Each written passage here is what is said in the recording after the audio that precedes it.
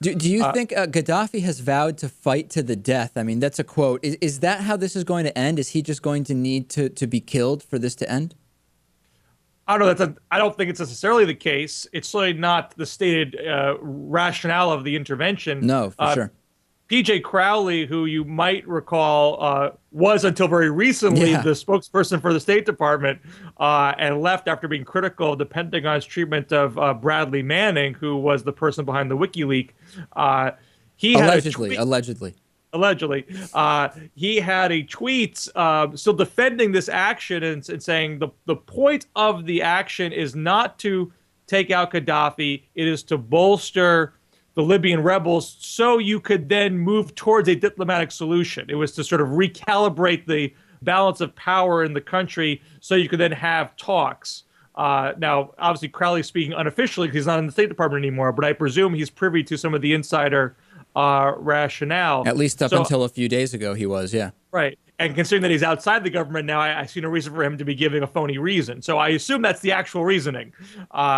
And then the question becomes, can you get to point A to point B? Can you actually get Gaddafi back to the table to have an orderly transition of power where he feels cornered enough where you say, look, guy, it really is time for you to go. Let's do this the easy way, not the hard way. You know what we're not hearing all of a sudden is really no mention of the cost of the U.S. involvement in this. For all the talk about fiscal responsibility, the obsession, the frenzy over the cost of different programs. I mean, defunding NPR would pay for about 20% of the cruise missiles used in the first hour of this operation. All of a sudden, nobody's talking about cost. What's going on?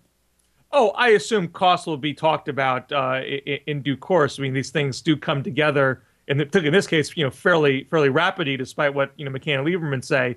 It's a fluid situation, and they're already at a point where the rebels were on their heels. So if you did wait too much longer, you might not be able to do anything at all. Yeah. So I understand why you wouldn't do an entire budget crunching of it ahead of time before proceeding. Well, no, that's not my question. But my question is the narrative has been for over a year now. Money, cost, what are we spending? Where are we spending? And I'm not saying from the point of view of budget crunching before the cruise missiles are launched, but in the narrative, there's hundreds of hours of interviews being done with people from all sides, including the fiscal conservative supposed Republicans, and just cost isn't even being discussed. Well, two things. I mean, one, I think the Obama administration's been very good about putting Iraq and Afghanistan on budget. They haven't done it they haven't done the shell game budget the way the Bush administration did. True. So you know what the numbers are. I expect that'll be the case with this operation too. But the fact that you can do this does, belly this notion from the right that we're broke, that we have nothing. We have empty pockets and we can't do anything. That's not true. We can do things. We can do an intervention in Libya just as much as we can invest in a high-speed rail system. We have the ability to borrow money at low interest rates and pay it back over time. This is not a crisis situation. We do have a long-range fiscal issue that you do want to reduce your GDP to debt ratio over the course of several decades. Yeah. We can do that in a fairly painless way. And we don't have to be completely hamstrung about any action that we want to do when the situation calls for it. Bill Scher, Campaign for America's Future, and liberaloasis.com. Bill, thanks for joining us on short notice. Great to talk to you.